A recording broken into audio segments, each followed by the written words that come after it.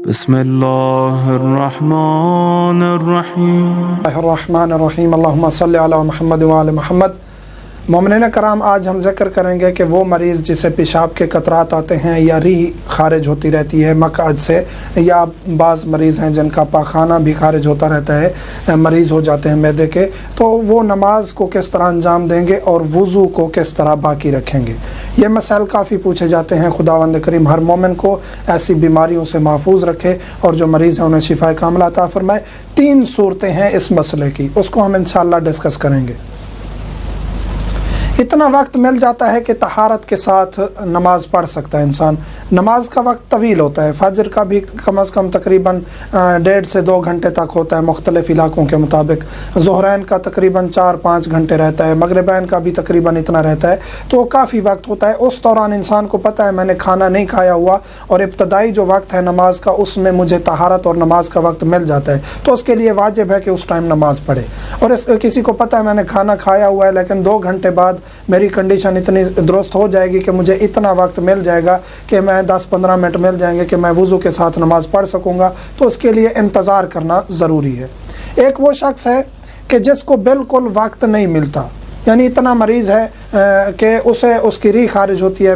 پیشاب کے قطرات، یعنی کنٹرول نہیں رہتا اس مریض کا، تو اس کے لیے اجازت ہے کیا کرے کہ وہ وضو کرے اور نماز پڑھے۔ اسے پتہ ہے کہ پہلے وقت سے لے کر آخری وقت تک مجھے نہیں ملنا وقت کہ میں صحیح طہارت کے ساتھ وضو کر کے نماز پڑھ سکوں، اسے اجازت ہے کہ وہ ایک وضو کرے اور اپنی نمازیں پڑھے۔ جس مرض میں وہ مبتلا ہے، یعنی پیشاب کے قطرات ہیں یا ریح نکل رہی ہے، تو اگر وہ اس کے ساتھ مسئلہ بن رہا ہے تو اس سے اس کی طہارت نہیں ٹوٹے گی، کیونکہ اس کی شرعی مجبوری ہے۔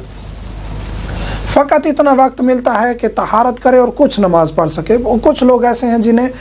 10-15 منٹ ملتے ہیں زیادہ سے زیادہ، اور اس 10 منٹ میں وہ فقط وضو کر کے کچھ نماز کا حصہ پڑھ سکتے ہیں، مکمل نماز ادا نہیں کر سکتے۔ یعنی کم وقت ملا ہے، 8 منٹ 10 منٹ، اسے پتہ ہے ملتے ہیں مجھے 1 گھنٹے بعد 2 گھنٹے بعد ایسا وقت ملتا ہے 10 منٹ کے میں اس میں میرا یہ مسئلہ نہیں ہوتا، قطرات یا ریح نہیں نکلتی۔ اس کے لیے ضروری ہے کہ اس ٹائم پھر وہ واجبات وضو انجام دے جلدی جلدی اور نماز کو جاری رکھے۔ جس نماز کے دوران جس وقت بھی اس کا وہ مسئلہ بن جاتا ہے، اس کا وضو نہیں ٹوٹے گا، نماز نہیں توڑنی اس نے، اور اس نماز کو وہ جاری رکھے گا، کیونکہ اسے وقت ہی اتنا ملتا ہے کہ وہ مکمل نماز عطا نہیں کر سکتا۔ تو اس کے ساتھ اگر مسئلہ بن گیا نماز کے دوران تو اس کی نماز درست ہوگی۔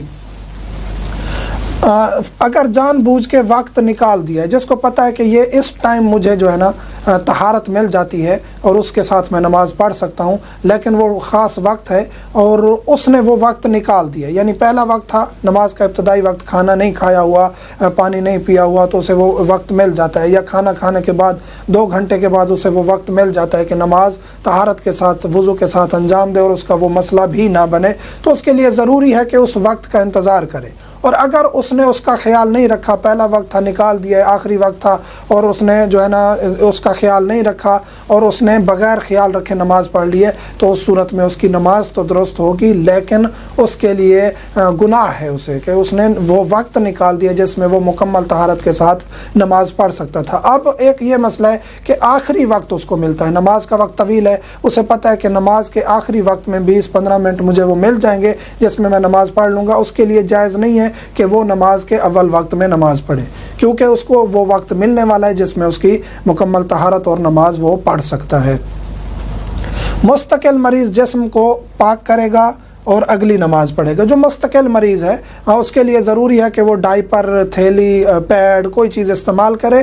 کپڑے نجس نہیں ہونے دینے۔ کپڑے نجس ہو گئے نماز ختم ہو جائے گی، باطل ہو جائے گی، کپڑے پاک کر کے پھر پڑھنی پڑے گی، کپڑے نجس نہیں ہونے دینے۔ جو مستقل مریض ہے وہ کیا کرے گا، جسم کو پاک کر کے اب وہ اگلی نماز پڑھے گا۔ ڈائپر رکھا ہوا ہے چینج کرے گا، ٹیشو وغیرہ کوئی چیز، تھیلی، کوئی چیز استعمال کی ہے، نماز کے بعد دیکھے گا نجس ہو چکی ہے، کیونکہ وہ مریض ہے، نجس ہو چکی ہوگی، تو اس کو چینج کرے، جسم کو پاک کرے اور اگلی نماز پڑھے، وضو اس کا درست ہے۔ اسی طرح کپڑے اور بدن نجس نہیں ہونے دینے۔ کپڑے تو نجس نماز کے دوران بھی ہو جائیں گے تو بھی نماز جو ہے نا وہ باطل ہو جائے گی۔ کپڑے نجس نہیں ہونے دینے۔ جس کا جو مریض ہے جو کنٹرول نہیں رکھ سکتا، یعنی کہ ایک صورت پہلی یہ ہے کہ اس میں تو اس کی طہارت ضروری ہے، اس کا وضو بھی نہیں ٹوٹے گا، اس کی طہارت باقی ہے۔ باقی جو 2 صورتیں جس کو تھوڑا وقت ملتا ہے نماز کے دوران، اس کی جو ہے نا ریح خارج ہو جاتی ہے، پیشاب کے قطرات، یا مستقل مریض ہے، دونوں صورتوں میں اس کا کیونکہ پیشاب کا قطرہ نکل جاتا ہے، اگر ریح کا مریض ہے تو ریح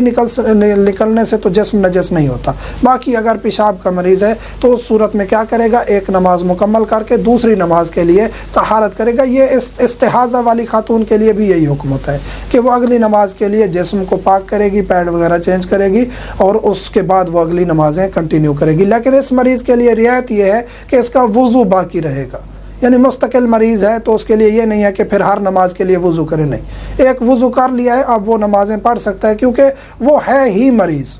تو وہ بس اس کے لیے یہ ہے کہ وہ بدن کو اور جسم کو اور کپڑوں کو پاک رکھے گا تو اس کی نماز درست ہے۔ یہ تھا یعنی کہ خلاصہ اس مریض کا 3 صورتیں ہیں اور تینوں صورتوں کی ہم نے تفصیل بتا دی ہے۔ مومنین سے ملتمس ہے ہمیں دعاؤں میں یاد رکھا کریں۔ والحمدللہ رب العالمین۔